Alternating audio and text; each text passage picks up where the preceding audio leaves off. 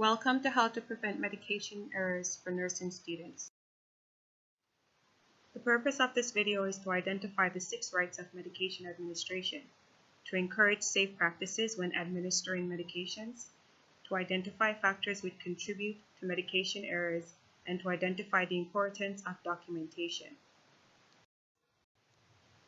So what are the 6 rights?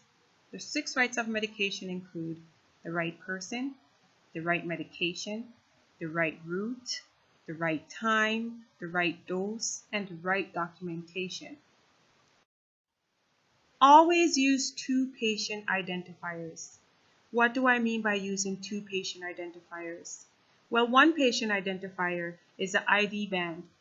A second patient identifier is just to ask the patient to say their name and their date of birth.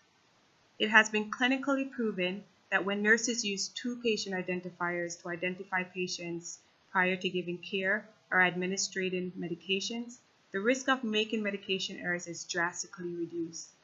To use this practice, just simply ask the patient to tell you what their name and their date of birth is, and always look at the patient's ID bracelet and compare it to what is on the medication administration mark to make sure that they match prior to doing any care or giving any medications, and this will help you to prevent medication errors. Always use 2 patient identifiers.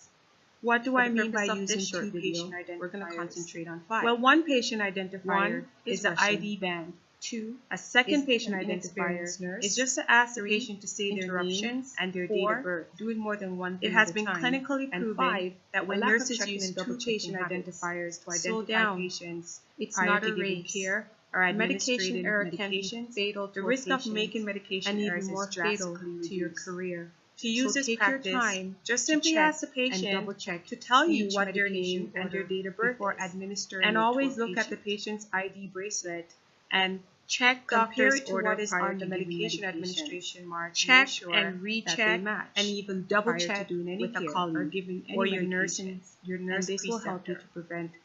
All doctor's orders should be clearly written and include always use the name of the doctor who wrote the order, the time and date the order was written. What do I mean by using the name of medication, including the dose, one patient identifier is the ID band.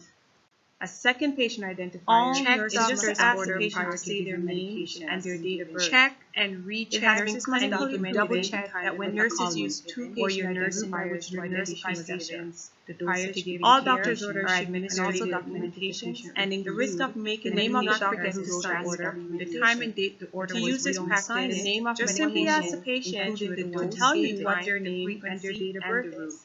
And always use medication. Check doctor's order, inform your nurse, compare it to what is on the medication, perform any assessments, and even double check they match with a colleague or your nurse or doing any medication. Call the physician. And also all doctor's orders should have their medication and documenting the name of the doctor. Always use 2 time and date inform the patient of the error. The name. What do I mean by including the dose you take time? All one patient identifier is the ID band. Check second patient order. Nurses must just ask the patient to say check and recheck and even double